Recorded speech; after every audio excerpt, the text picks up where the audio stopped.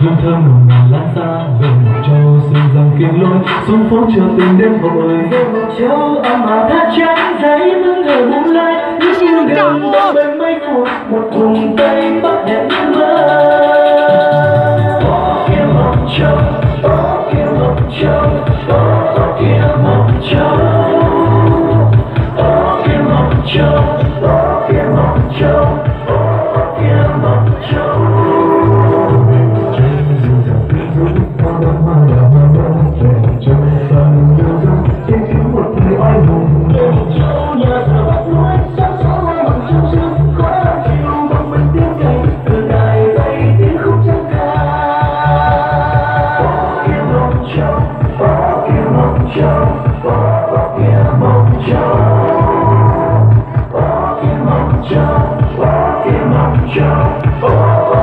một châu.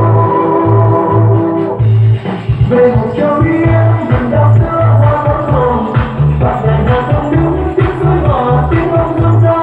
Về một châu đi em dần ra cuối lúc tốt quá ngựa tu đông chiều ảo diệu hét lên tóc bước chân tung tơ. Về một châu đi em không bị xanh sớm hát này để mọi tình say đắm bước chân người cười nói xôn xao. Về một châu đi em một màu nắng ngày qua ngày qua và ngày năm người đời đắm em về tới một châu xanh. Một châu hôm nay đón bước trong người vơi say trong khói lòng chiều hương chiều không nhắc thả hồn bao lây ngược về.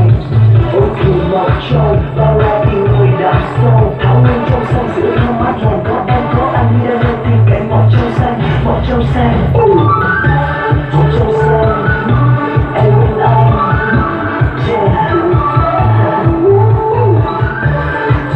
Chưa được ngày mai ngày xa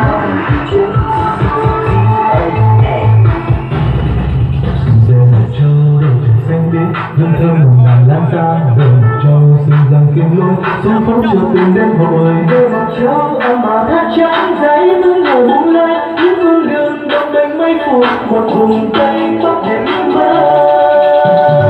Bỏ kia một châu bỏ kia một châu bỏ kia một châu bỏ kia một châu bỏ kia một châu bỏ kia một châu. Hoa bát hoa đào hoa mơ về một châu phan lưu dung tây tính một thời oai hùng. Về một châu nhà cửa vách núi trăng sáng hoa bằng trong sương khói bạc chiều bồng bềnh tiếng cành đường đại bay tiếng khúc chân ca. Bỏ kia một châu bỏ kia một châu bỏ kia một châu bỏ kia một châu bỏ kia một châu.